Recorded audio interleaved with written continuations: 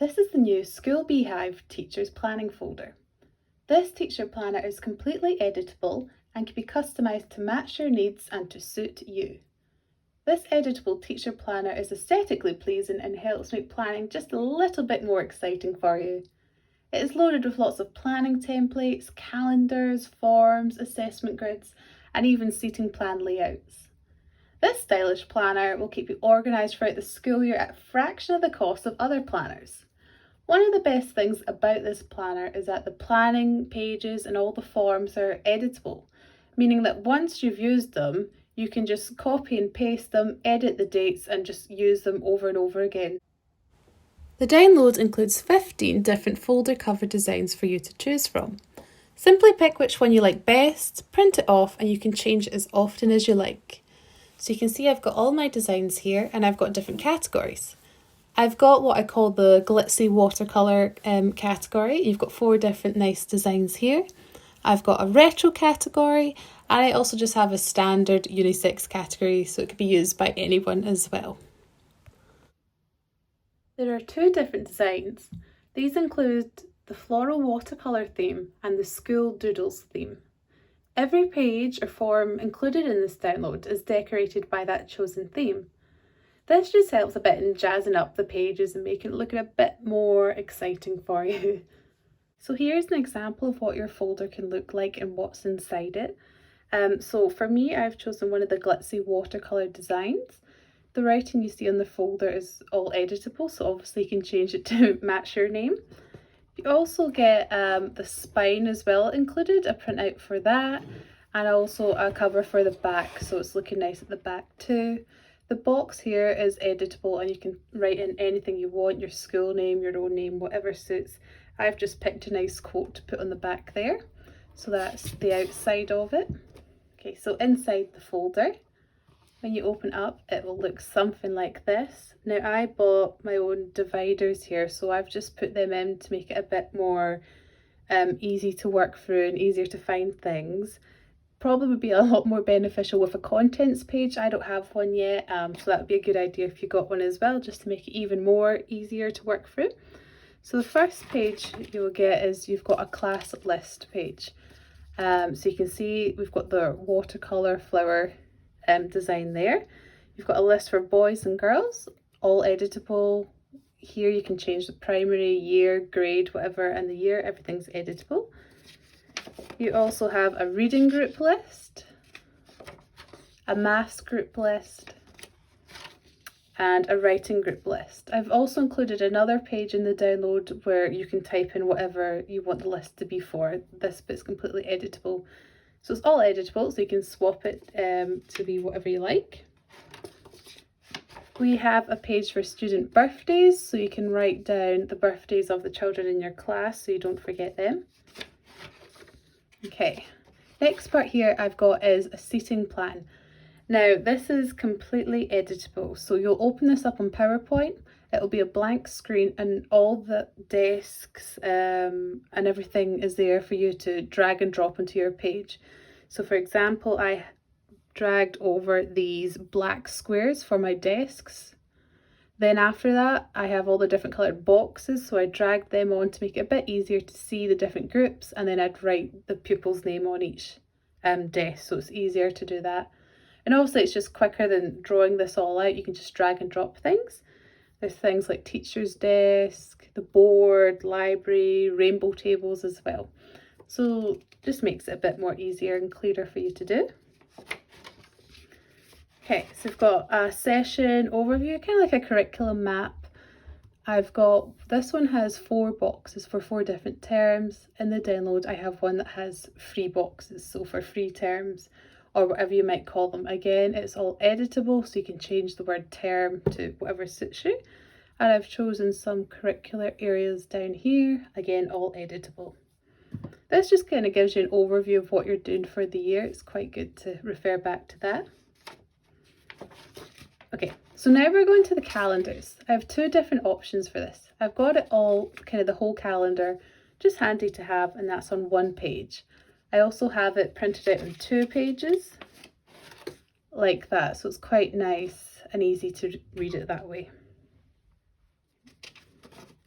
Moving on, I've got monthly overviews. So I've got the two-sided page first. Again, I've got this two-sided and one-sided. I like the two-sided because it's very clear and you can see things better, I feel. So this is for September 2020. I've got them all dated up until July 2021. And again, as I've said, everything's editable, so you can change this to September 2022 when the time comes. Yeah, so we've got a whole calendar here, and you can just type in things like assembly, collegiate meetings, appointments, things like that. You've got a notes box and a to-do. Again, these are editable on the computer, so you just type them in and that would stay in the boxes. You also have the option of just printing these out and writing on them by hand, whatever suits you best. So then we go to October, same again. Just a little heads up, if you're printing these off, it might be a good idea to get glue and glue these down just so that when you turn the page it's not blank, if you see what I mean. If you glue them together, then you'll be able to kind of pass through it quite quickly. And also make sure that you hole punch on the opposite side of the page. It might take you a few times to get used to that. But yeah, I think that looks really nice. And then we go on to just the individual pages. So if you just prefer to have it on one page, you can do that too. So there's September and there's October. Okay, so we're going to the next section again. So this is printed on the double sides. You've got your weekly lesson plans. You can see you've got all the nice floral kind of arrangement down here and up here. So this is just what I would do for my usual weekly lesson plans. I have so many different options for these. You can see I've got Monday to Friday down here, and I've got 1, 2, 3, 4, 5, 6 boxes for kind of 6 lessons throughout the day. I have included in the file boxes for 4, 5, 6 and 7 boxes. So it should be completely editable and workable for you. And obviously we've got all the times at the top here. These are all editable, so you can change it to match your school. The point in the kind of darker black line is meant to show where the break time and lunchtime is. This line's movable in PowerPoint, so you can move the stick if you'd like to kind of represent where you go for lunch or your break time. Yeah, so you can see I've got all kind of curricular areas in there. I've managed to squeeze in learning intentions, the activities, and the cute bit that I really like is at the bottom here. At the bottom of every one of these pages, I'll try to get that there for you, there is a inspirational teacher quote. So that's one by the Dalai Lama. Every single week on the weekly lesson plans there's a different quote, so I thought it's quite cute to kind of motivate you a little bit. So we've got our weekly lesson plans. Again, we've got a to-do list and notes as well at the side. Okay, I've got the group planners here. You can see this one is for literacy. And I've got 4 different groups here. I've included in the download options for groups of 2, 3 and 4. The tables are editable though, so remember you can easily insert another column or take away a column, whatever works for you. Yeah, and I've got the 4 columns here. You can see here I have a whole class lesson as it spreads over the 4 boxes. Now to do that, all you need to do is go to insert, a new text box, type in what you want and then drag it over here. If you make the background white, that gets rid of all the lines as well, so it's really easy to do, and these things are easily customizable. Now you can see that the writing here is quite big, but this is actually I think text size 10 or 11 in Century Gothic. So if you're a bit like me and you cram in a lot of planning information, you might need more space. So you could also do this. So you can see I've got the 4 groups, but instead of Monday to Friday, I have Monday to Wednesday here, and on the next page, Thursday to Friday. So I have more information included. I've got learning intention and success criteria included too. I don't include copies of just Monday to Wednesday on one page and Thursday to Friday. But all you need to do is just stretch the table, delete a couple of rows and then paste it onto the next page. So it's easily done, just maybe takes a couple more minutes or so to do, and then you can easily copy and paste a ton of them in PowerPoint and that will be done in no time.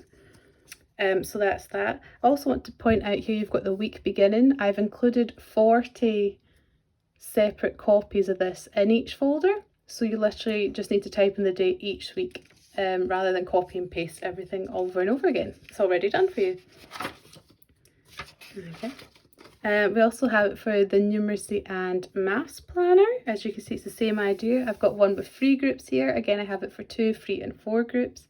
You can add or take away less. We have all our activities. I've got a whole class kind of mental math warm up. Again, if you want to do this, just add a new text box, drag it over the 3 boxes so it's easy to read. And again, if you go into more detail, want learning intentions and success criteria added in, you could obviously drag the table out and kind of spread it over 2 pages like that. After the planners, I have assessment grids. So they'll look something like this. I've got different assessment grids included. I've got spelling, reading, mental maths and writing. Again, I include another copy where you can type whatever you'd like in. So if it's a test for talking or something, you can have that too. Here I've got a random list of pupils. You can write as many as you'd like in. And then we have the lines here to kind of record what it is. So it could be assessment 1, test 1, or you could just put in the dates every week, whatever suits you. You could edit this on the computer, or you can have it printed out and just kind of handwrite it every week if that's quicker for you. Whatever kind of works for you, but just so it's all easy and in one place. So you've got that. At the back, I have a useful website login and passwords page. You can see, so I've got a chosen website here of SumDog. I have the pupils' names, their usernames and passwords copied down there. So I think we've all experienced pupils forgetting passwords. Even if you're off sick, that might be quite handy for someone to access. The final page that I've got is something I call the Teacher's Weekly Planning Checklist. And it looks like this. So the whole point of this page is to kind of make sure that you're on top of things, make sure you're feeling organised and know exactly where you are in the planning process every week. So here we've got all the curricular areas. Again, this is completely editable, so you can change it to suit you. We've got all the dates down here, so obviously you type in whatever date it is that you start this. And basically the idea behind it is that you just tick off each curricular area as you go once you've planned it. So for example, if we're starting on the 1st of October, you'd planned your literacy and your maths, you would do the tick sign here and just kind of work your way through. I've got options here for literacy and maths homework as well, because sometimes that's something that I personally would forget about, so I like to know that I've got that all organised for the next week. To do the ticks, it's really easy. I've included a clip art that you would just drag on and place there, or it's also, I've kind of set it as a bullet point, so you would just click on the box, hit the space bar and the tick would appear. So it's up to you. Again, you can do it on the computer, print it out and tick it, whatever works for you best. But yeah, that's everything. So thank you for looking at my planning folder. If you've got any questions, please just message me and I'll do my best to get back to you as soon as I can.